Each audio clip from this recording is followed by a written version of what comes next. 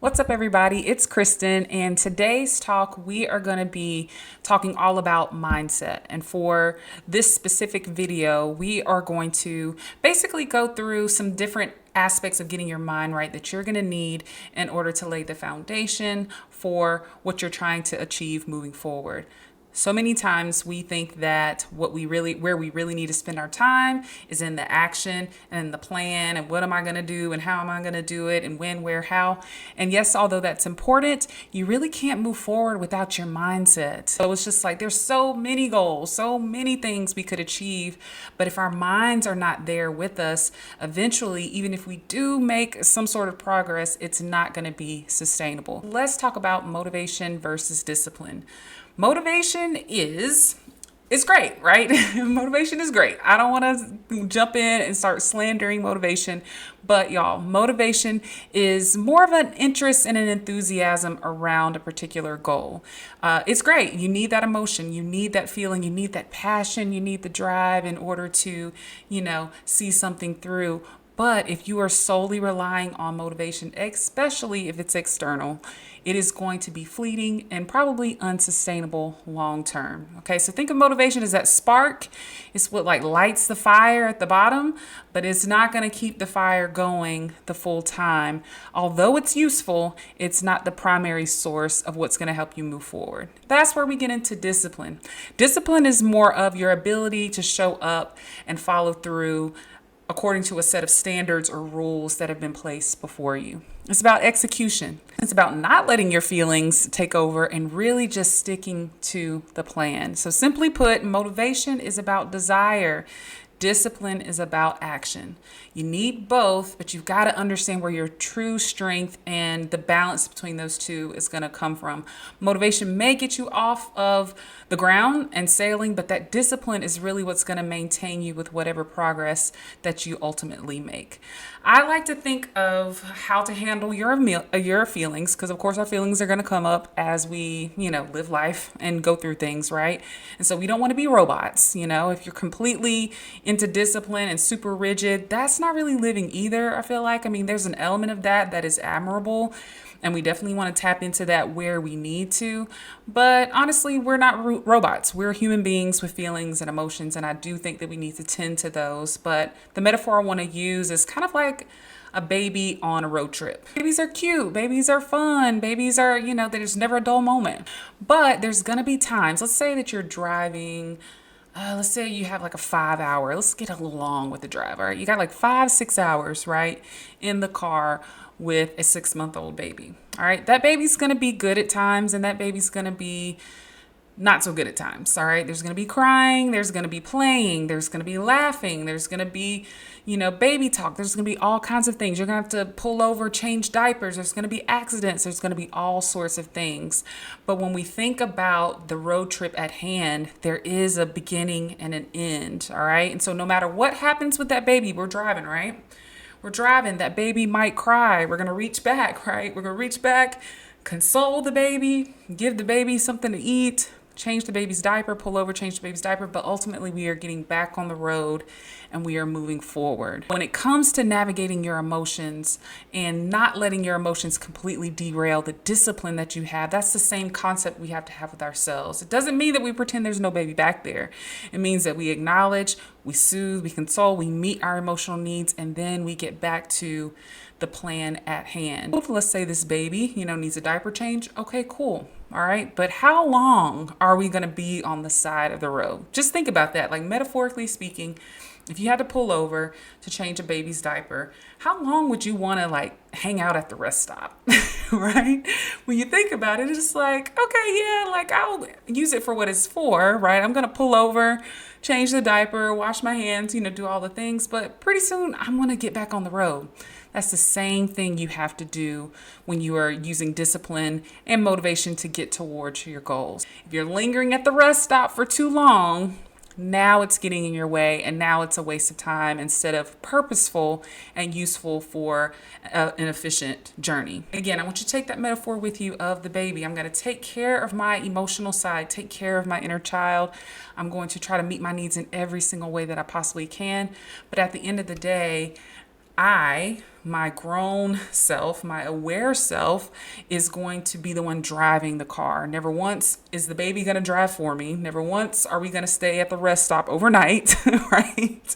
We got places to be. Number two, this is a time where you're going to have to regroup on your values. Having a goal, having a random or even an intentional goal, is necessary in order to know where you're going. But without true values connected to that goal, the goal is just some random thing that we don't even know if we're really invested enough in to actually see through.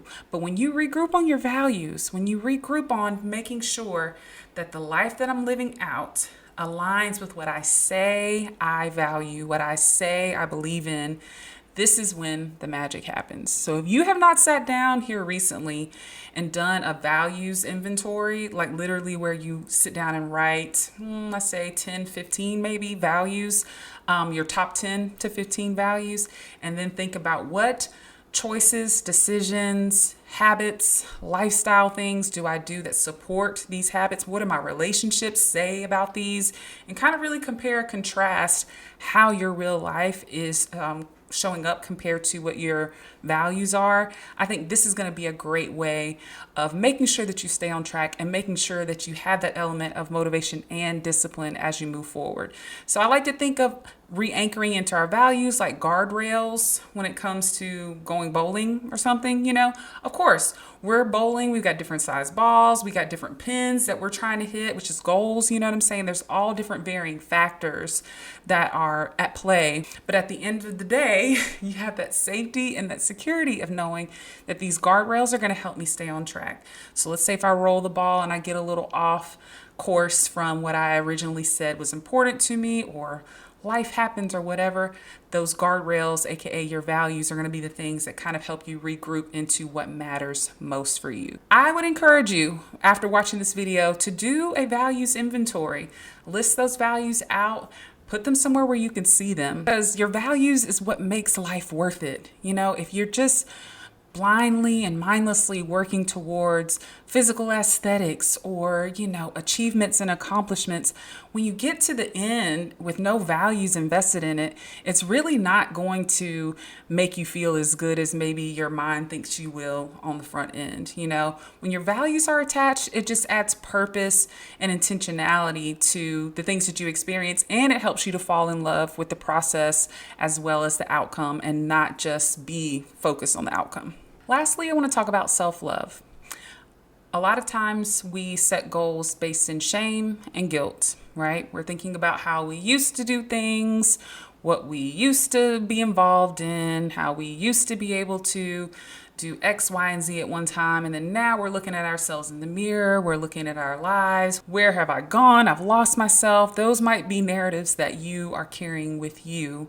But I think that when it comes to setting goals to move forward in a healthy way, those goals have to be rooted in self-love. Self-love is about the relationship that you genuinely have with yourself. Can you prove to yourself that you love yourself by following through on the promises that you make? That's the first thing that we can do. When we do that, we're showing ourselves that, hey, I'm speaking to myself, right? I matter to me, you matter to you, as evidenced by these decisions and these habits and these lifestyle changes that I'm making to invest in you. And anytime that I might forget about my self-love, or it seems far in the distance, or life happens, I have evidence that I can look back in that says, no, you have been showing up for yourself. You have been following through on your promises over time.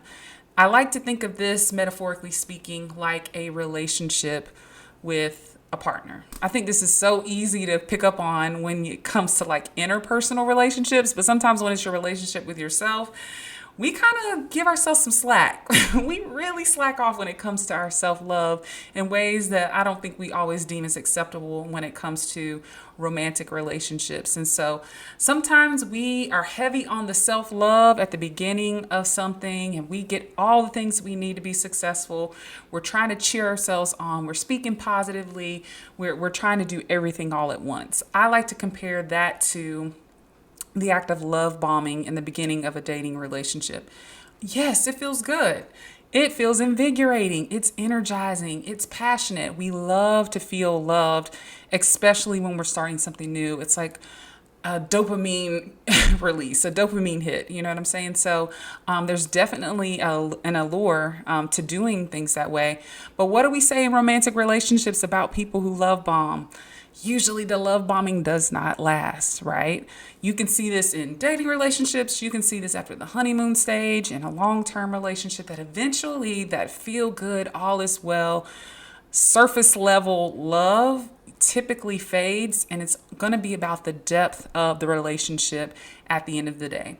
So let's say that a man has been loving, or a woman, partners, whatever, has been loving on you for a good solid 3, maybe 6 months, and then all of a sudden they drop off. What would you say if they were like, yeah, I was doing that, but then, work got in the way, and then family stuff got in the way, and I'm sorry, I just wasn't able to, treat you how you should have been treated, and take care of you on a daily basis, and check in with you on a daily basis, and really just love on you. I'm just sorry, life got in the way, but it'll be okay. We'll make it work anyway. What would you say to a person who came at you with that response after a significant drop off in the love and the care and concern they have for you? For most of us, that would be unacceptable. You know what I'm saying? We would not say, yeah, sure, just keep that up. We'll get back to it later. We'll get back to it. We'll get back to it Monday. We'll start over with you treating me well in this relationship at the beginning of the month. We'll do it later. Don't worry about it. You're good. Just hang on tight, right? No, we would ask, and we would demand, maybe even, that person begin to show up in ways that are disciplined, in ways that show a consistency. We would not let their fleeting motivation and thus lack of intentionality in the relationship remain. We would call them to be more disciplined. We would call them to schedule more date nights and coordinate and communicate and schedule things so that our relationship can be the healthiest it can possibly be. And that, you guys, is exactly what you should be doing with yourself. That's how self-love is carried out as well, all right?